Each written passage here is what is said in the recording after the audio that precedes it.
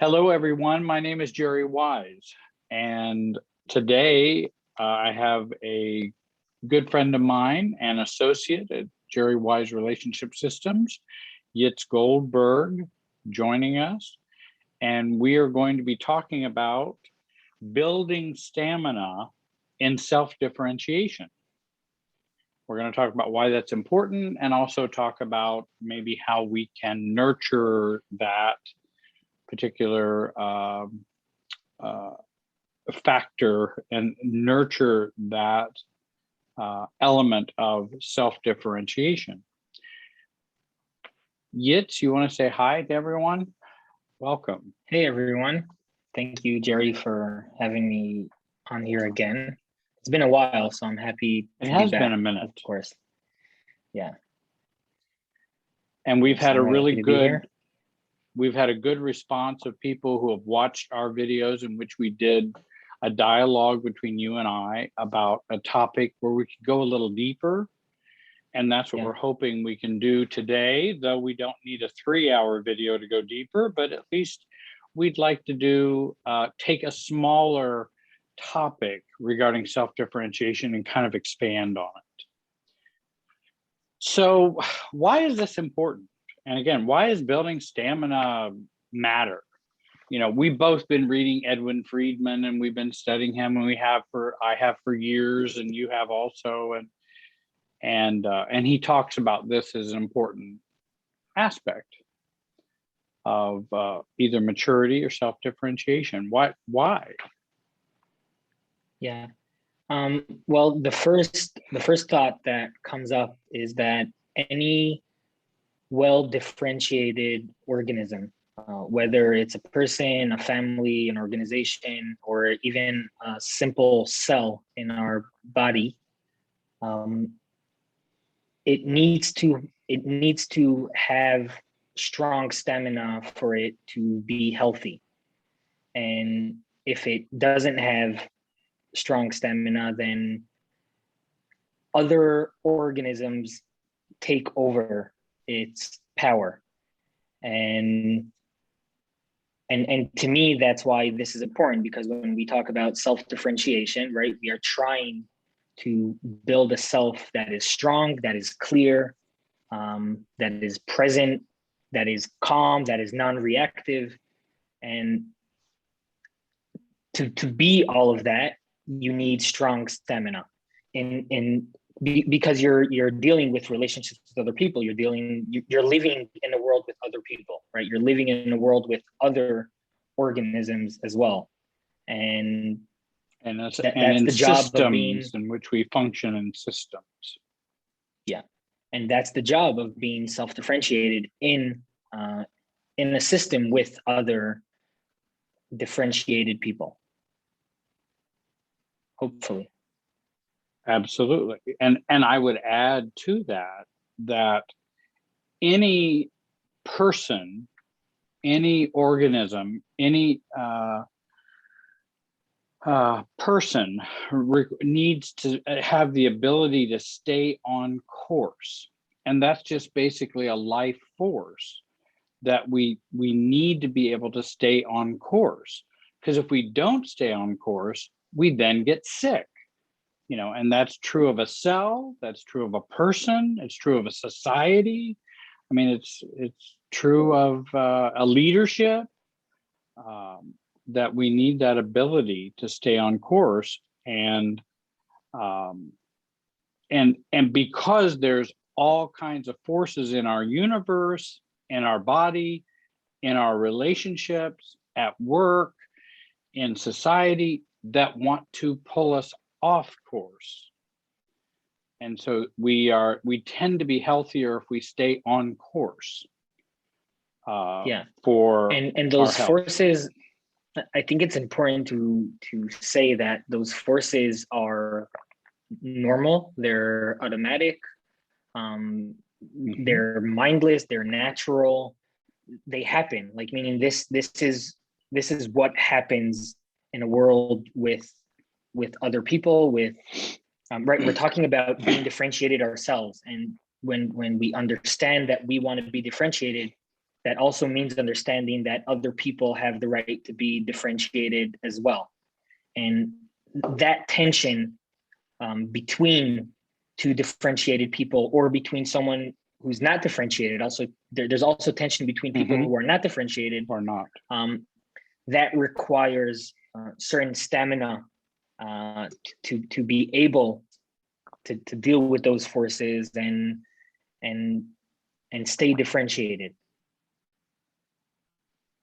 And that allows us to have, as we know from our studies, fewer symptoms, less sickness, less reactivity, more stability, more calmness. It provides those kinds of benefits in that staying on course. Yeah. I think about stamina. When I think about self-differentiation, I think about a three-legged stool. And those three legs are self-definition, self-regulation, and self-connectedness with others. There are many times I'll also add self-awareness, but I'm not going to get into all that right now. But the three-legged stool, and I think of stamina as being a part of that second leg of self-regulation. That self-regulation requires stamina if you're going to regulate yourself. And we've always, for years, talked about the importance of discipline or stick-to-itiveness, persistence, and those types of things. And we see those as virtues and as valuable. Right. And they are for us as an organism or as a person in our relationship systems. And so I think of this stamina as being that second leg, so that the stool stays upright and is strong and has all three legs. Now, what I would like to ask, and I'll put you on the spot, Yitz, which sure, and you can put me on the spot. You can put me on the spot too. That's only fair. If stamina is important, then how do I, and I'm going to use a how question because that's always a tough one. How do I nurture? How do I foster stamina? What do I do to foster stamina? Because you're telling me I need to have that. Okay, I'll even agree with you. I need to have that. Now, how do I have that? Because I'm going to get that question all the time. I'm going to get that question. I know. And I think that question could be personal as well. Meaning, I think people have different definitions for their own stamina. But the general answer that I will give, and I think this also would be my own personal answer, is the ability to allow the resistance around you, the ability to allow the pathology around you, the ability to allow the immaturities around you, I guess even the undifferentiated behaviors around you. Because when you allow those behaviors, you understand that you're only responsible for your own maturity and your own differentiation and your own ability to regulate yourself. And I think just by that, you already have a better chance of dealing, I guess, with those forces in a better way, right? Because there's no real how question. How do you build stamina? Like, you could put yourself in a room with someone who will piss you off, and that could build stamina as well. But I think we're talking on a deeper level. How do you build that? And I think that comes from understanding that stamina is necessary for health. Like, to be healthy, you need to have stamina. And that also means that stamina doesn't mean that there's no resistance. It just means that you're okay. And with that resistance, you're with not the resistance. Yeah. you're not affected every time that there's some resistance, right? Because if you are affected, or if you're trying to, I guess, decrease the level of resistance, that means your stamina is not that good, right? You're actually kind of weak, and you're trying to maybe bring down some of the resistance. Someone with strong stamina is okay with the resistance. So to me, the stamina starts with the awareness that it's necessary for your own health. It's necessary that there is resistance, there will be resistance. And even more than that, the more stamina you have, probably the more resistance you will receive. Right. The more you live out that stamina, the more resistance you probably will be experiencing. And so when someone asks me, how do I do that? And it's valid to ask how, but again, what we're talking about and what I hear you saying is it's a change or a reframing of your paradigm. It's thinking differently. It's thinking, zooming out and seeing more, rather than just a linear way of thinking that you're causing me trouble. No, I'm going to zoom out and see how this this relationship experience is not just a you causing me trouble experience, but it's for me to see that, hey, I want to be able to tolerate a greater level of resistance from others. I want to practice tolerating differences in others and resistance from others. It's okay for me to tolerate that more, because their resistance or their difference is not who I am, it's who they are. And that begins to strengthen my stamina. Does that make sense? Yeah. In that, and that I want to change and think and change my paradigm. And I know for me, changing my paradigm, in other words, I go read books on self-differentiation, I go read books on systems thinking, that begins to change how much I can tolerate what's going on in the system, because I see it differently. And so I'm more calm about what's going on and what's happening. And then second of all, I want to increase my tolerance for others' differences or for others' perspectives. And you know, if somebody and for me being different as well, it's the other side of the same coin. And accepting my difference, right? And accepting me and self-acceptance. The more I accept me and the more I accept you, the greater stamina I will experience for this tension between the two of us. Yeah. And so we can do psychological workouts, you know, in strengthening that stamina by, hey, you know, they believe something different than I do. Okay, let me stretch my muscles here and go, they're different than me. I'm different from them.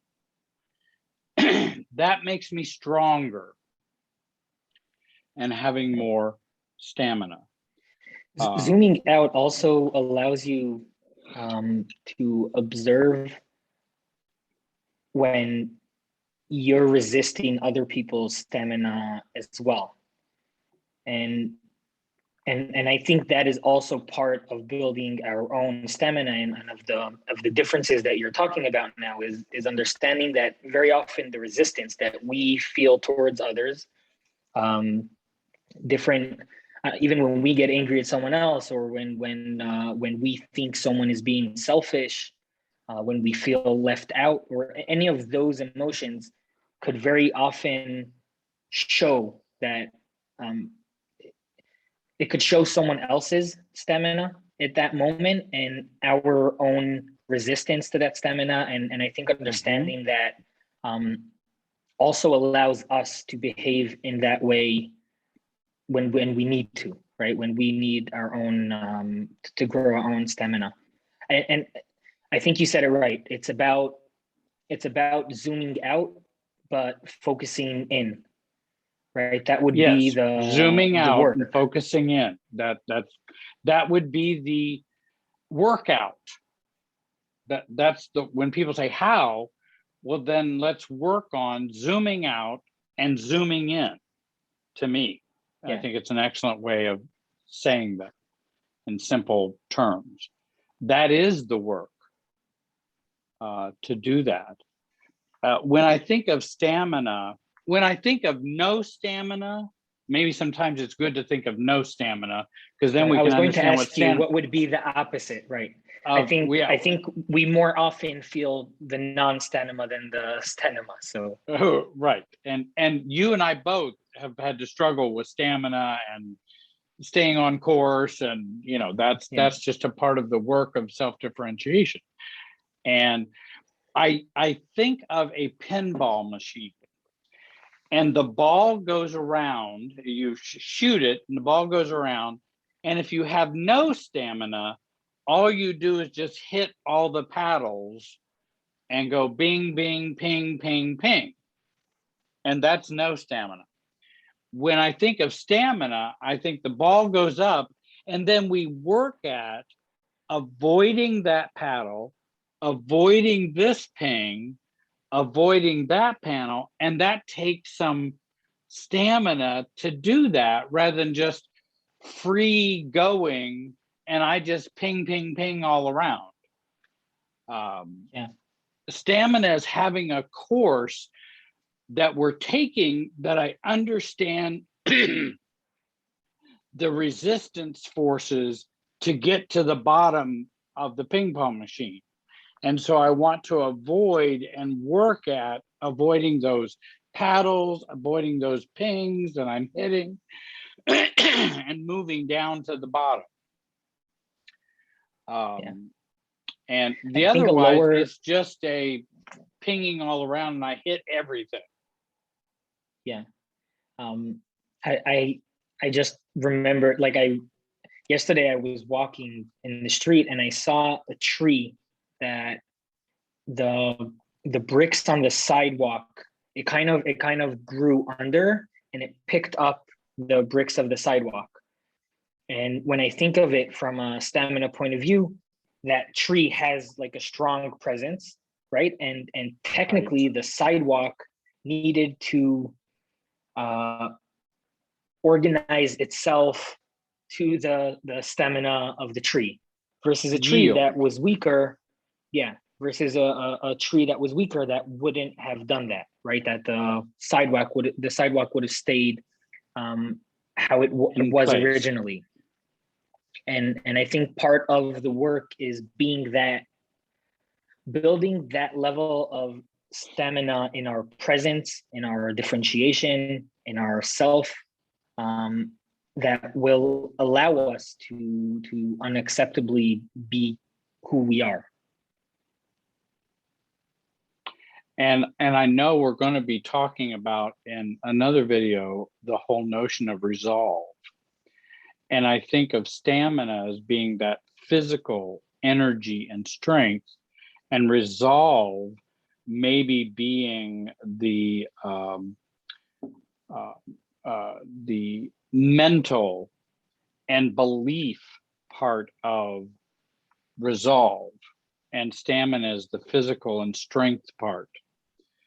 And I think of stamina and willingness to appear to be the invasive virus or problem or troublemaker.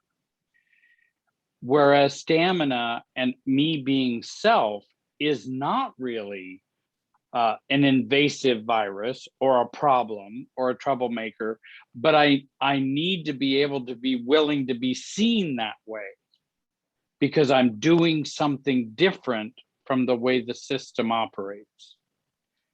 And so am I willing to have the stamina to appear to be the problem when I'm actually more of a solution for me and for the system. But I'm going to have to appear to be the problem.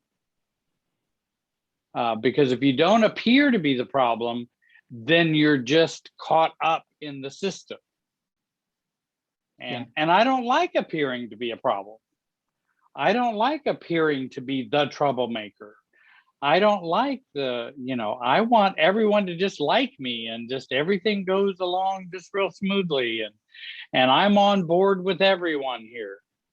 But stamina allows me to have greater tolerance of being the problem or appearing to be the virus when I'm really not. I'm really wanting to be the healthy part and how I function, Right. And how I function in the system. The resistance could actually indicate the success of your personal stamina. Right. The other thing that I read about stamina was mentioning the emotional and spiritual stamina we have to follow a vision. Where do we want to go? What is our goal? And stamina is about that emotional and spiritual stick-to-itiveness and strength that we have to do that. And it does require some choices. And a lot of people come to me and say, well, how does this just happen? Well, I don't know that it just happens. Let me tell you what will just happen.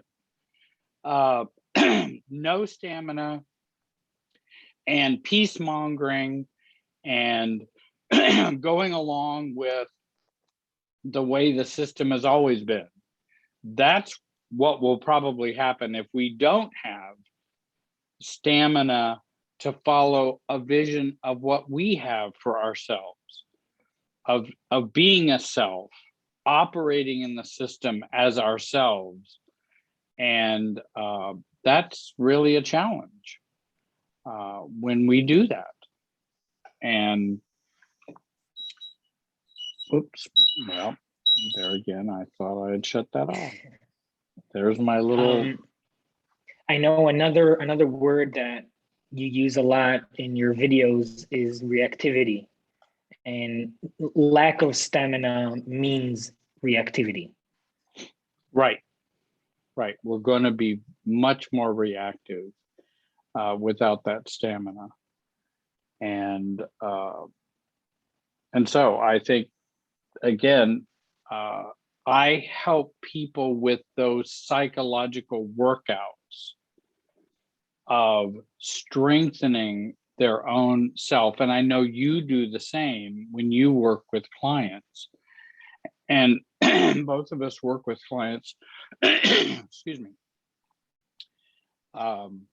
And we help people to not fall for the quick fix, but begin the process of the psychological strengthening of our emotional, spiritual, and psychological life. And that's something that we help coach people and help people to do. Yeah, it's interesting that also within sessions, there are times that clients could become reactive to my own stamina or differentiation, I would say. Mm-hmm. And that in itself could bring up some interesting work, right? In their inability to function from a differentiated perspective, or their reactivity to someone else's stamina. And it's just something that exists all the time, right? It's not like I feel like I run into this all day long. Like this is what interactions with other people look like. And it's obviously you get better at it, and it's not as much as an issue the more you work on it.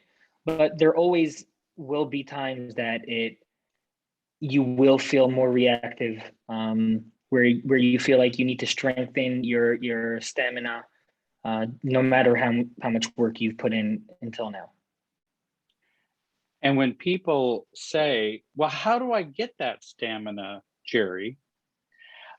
I think of less, how do you get that stamina, but where did you learn to not have the stamina? And I think that's even a more important question. And if I could recommend a book that people might want to consider, it is It Didn't Start With You by Mark Wolin. How inherited family trauma or inherited lack of stamina shapes who we are and how we end the cycle. And I've really enjoyed this book very much. I think it's I really like Dr. Wolin's talk about this. Where did we learn to not be self-differentiated? Where did we learn to not have stamina? And I think I tend to like that question. Or people will say, I don't know why I was just so naive. I don't know why I didn't see those things. Can you tell me how to learn to see those things, Jerry? And then I will often ask, where did we learn to be naive? Where did we learn to not see? Where did we learn to not notice that? That tends to be a healthier path in my mind. Because if I can help with that, then they can discover for themselves why they don't see and how to see. Yeah, that's part of the awareness that we started off with, right?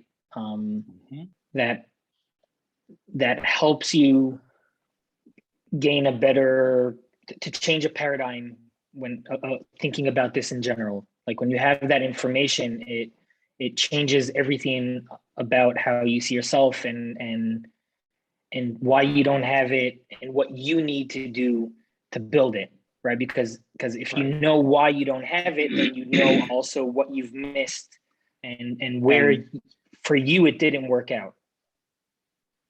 And many times people will say, well, why can't I do this?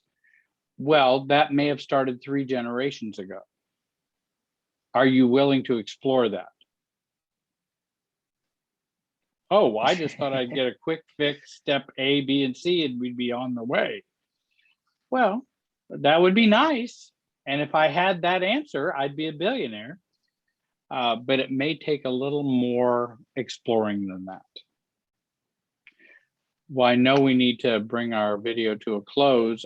I appreciate the dialogue today. Yitz, is there any final thoughts that you'd like to share today? I know we're going to continue this series. Yeah. It's interesting to think of self-differentiation through the lens of stamina. Like if you focus on it a bit more, then I think it has a very interesting connection to self-differentiation, and it's part of it. Like you can't do self-differentiation work without growing your stamina, whether you understand that or not. Right. And you can't be more differentiated without growing your stamina, and you can't be undifferentiated without very weak stamina. So it's just a very interesting lens kind of to see this type of work through. And for me, it could often help when I'm in interactions that the forces are a bit intense for me. It reminds me that a healthy organism has strong stamina, and it reminds me what is required for me to do in that situation to kind of stay on track. So I think it's a very interesting lens kind of to explore self-differentiation through. Oh, I think it is a great lens. And I think it's helpful when I suggest to people that the problem didn't start with you.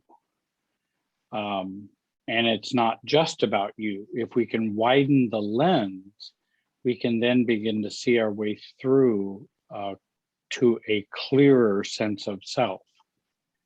And that our problems are not just with our spouse, with a friend, with our parents, with our, it's bigger. And that can help us with our stamina to be able to see that differently. Yeah. Again, I want to thank you, Yitz, for joining today, and I appreciate all your comments. And I want to suggest to everyone, take a look at some other videos between Yitz and I, and other videos in which we've had dialogues about the concepts of self-differentiation and what elements are important and what elements are important to focus on. Because and that also, focus will help rather than the problem-oriented focus. Yeah. And if anyone resonates, I guess, with what I say and would like to dive a bit deeper one-on-one with me, so they could book sessions with me through your website. Absolutely. And, online, we could start a very interesting journey. Definitely. And I definitely recommend that. Well, thanks again to everyone for watching. I hope you have a great day, and thank you for being here with us and sharing your time with us. Thank you, Yitz. And I hope everyone will continue their pilgrimage and process of recovery and growth. And have a great day, and be wise. Be wise. Bye, Bye, everyone. everyone. See you in the next video.